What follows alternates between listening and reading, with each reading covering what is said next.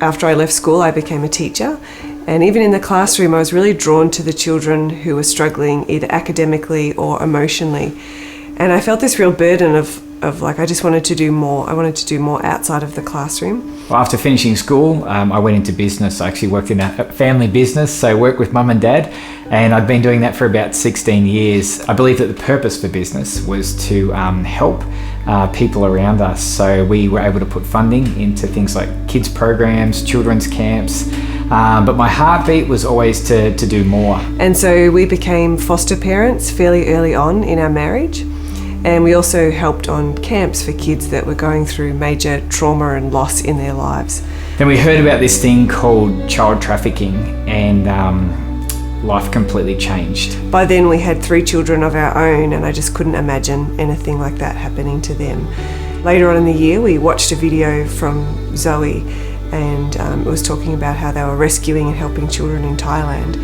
And we sat there on our brand new couch and in our renovated house, and we just wept, and my husband and I looked at each other and we said, that's us, we have to go and do something to help.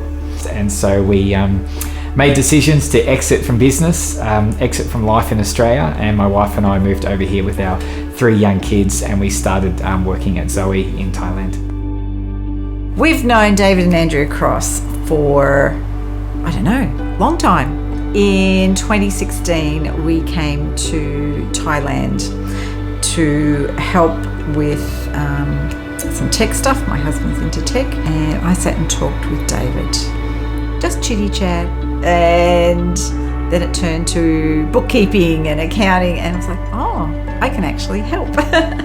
And so he asked me to help change their program over from an old QuickBooks to a new one.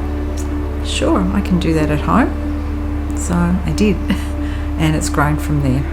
Got connected with Zoe back in 2019 through a number of really key relationships, and a number of miraculous doors open, and I found myself working for Zoe in 2020. I actually believe that as a Christian and as a church and as believers in Jesus, that we exist to partner with him to change the world.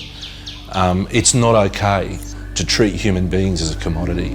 That's not okay. And we've got to use our gifts and the resources and the skills and the heart and the passion and the lives that God has given us to do something about it. It wasn't long after moving to Thailand to work with Zoe that I read a report that said when it came to child sex tourism, that Australians were the #1 offender of that crime over here in Thailand.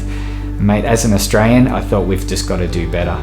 So that's why we're working to try and educate the next generation and emerging generations about what's happening in the world and how what we do in Australia can actually affect the lives of people overseas. And for me, my role is in Australia. I'm called to Australia. I love Australians, and I love who we are as a people, and I believe that we have as Zoe has a voice in Australia.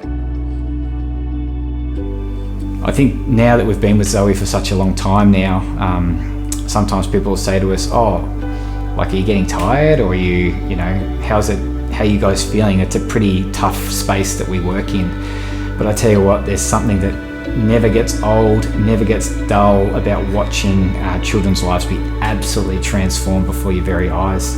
We've rescued kids from the most horrific situations imaginable, but that's not the end of the story. We actually want to work alongside these children and see their lives be completely transformed. We want to see them be restored. And not only that, we want to see them actually grow up and become who God's created them to be.